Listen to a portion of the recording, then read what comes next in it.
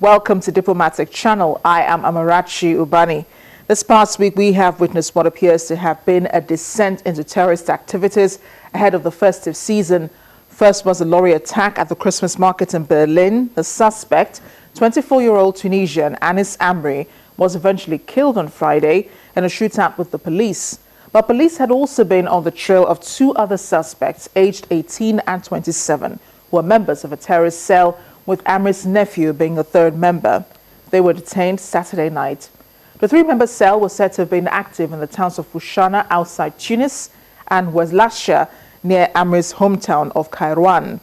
Police found that Amri had sponsored his nephew's trip to Germany to join a jihadist group and encouraged him to pledge allegiance to the Islamic State group. Meanwhile, on Friday, two men hijacked an Africa Airways plane in Malta, claiming to have hand grenades and threatening to blow it up unless their demands were met. Hours later, both surrendered to Maltese authorities after releasing all passengers and crew on board. Prime Minister Joseph Muscat said the hijackers had one pistol and one hand grenade on them, and a second handgun was later found on the plane. One of them told the flight crew that he was pro-Gaddafi, referring to Libya's long-ruling dictator who died in 2011. The story is different here in Nigeria, where President Muhammadu Buhari said the Nigerian army had driven Boko Haram militants from the last camp in the Sambisa forest. He said the terrorists are on the run and no longer have a place to hide. But people in neighboring states have been cautioned to be careful and vigilant, as some of the insurgents could be lurking in their neighborhoods. According to President Buhari, the success of the army had long been awaited and is most gratifying. And that's good news at this time, because it is common knowledge the insurgents make soft targets of people preparing for festive periods or at events of festive periods.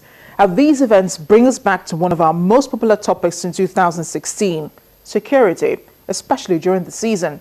Security expert Dr. Ekhomu discusses with us everybody's role in ensuring this. Let's begin with that lorry attack that happened on Monday in Germany at the Christmas market. Do you think that German security forces were a bit lax, considering, that Germany has been quite under attack all year? And, this period, knowing how terrorists think and how they operate, there could be possible attacks in the country. Well, I think we should give room for their investigations to conclude or to reach an advanced stage before we can get enough facts to know if there had been, in fact, laxity in being proactive to prevent such a terrorist attack. Now, this is the difficulty with combating ISIS, the kind of terrorism we see these days. The difficulty is that locals are radicalized in their own environment to carry out attacks.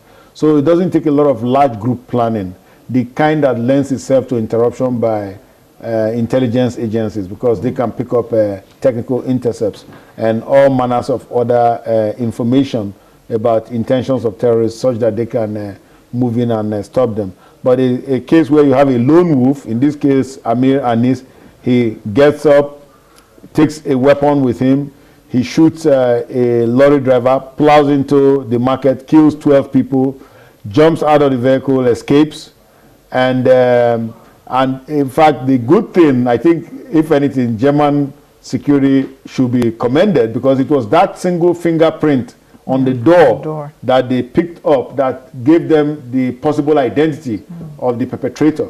Because the truck driver was dead in the vehicle, and so he wasn't the person. And and that led them to putting out a bulletin, putting out his face on television, setting up the manhunt on him. And that's even how we knew that he was someone who had been of interest to the security community. He had been denied asylum. He was being processed for deportation and all that stuff. So he was somebody who was well known. But I guess we don't want to get to a stage where we say people should not be given their basic rights. Even if they are not citizens, if they are visitors to a country, European countries, and they're in that country, if the proper criminal proceedings or if the proper deportation proceedings haven't been complied with, we shouldn't say because of fear of terror we should deport them, because How many Amir Anisis are there out there? That's the question to answer. And that's actually the next question I was going to ask, because Anis he was a Tunisian man. Yes. And he had been in Germany for like 2 years, trying to work work out his papers and so Italy. on. And Germany itself has been, one of the countries that received the highest number of migrants, yes. Due to the European migrant crisis. So you think, could this, perhaps cause authorities to rethink putting restrictions on maybe the number of migrants coming in, and probably restrict their movements, or maybe be more watchful of them? I think the German Chancellor Angela Merkel already answered that. She said that we are going to be who we are. This is who we are. We're not going to deny people their basic rights because we were attacked. Like you said, also Germany has been attacked several times. It also shows the resiliency of it. Well, first of all, the perpetrator, to the exclusion of all other perpetrators, has been detected and in fact neutralized in this case, which is good. So now I think what that does also is say to us that we should be a little bit more watchful. German authorities should be more watchful. The intelligence agencies should be more watchful. But what they say is, how many people are out there that will have to keep tabs on? Because to follow everybody around, you need a massive police agency, and with budget cuts around the world, that becomes harder. So I think the thing is, it's not like we should give the initiative to the bad guys, but the point is, we should have some kind of a profile which brings up certain people to the top of the heap, and then we focus resources on those, because actually modern policing is done on the principle of massing. And so you must mass resources on a specific target in order to achieve results. So you don't have enough resources to monitor all 1 million new migrants in Germany, for goodness sake. Besides, if you do that, you've become a police state. So it's no longer a modern democratic state. Let's look at another case that came up, the hijack of the Libyan plane in Malta. That's the first time we've heard about, a hijack in years. Yes. Yeah. So it really makes one think, how could these people have passed through security and gotten on the plane and hijacked the plane? Well, because they didn't have actual weapons too. They had toy weapons. They had a hand grenade.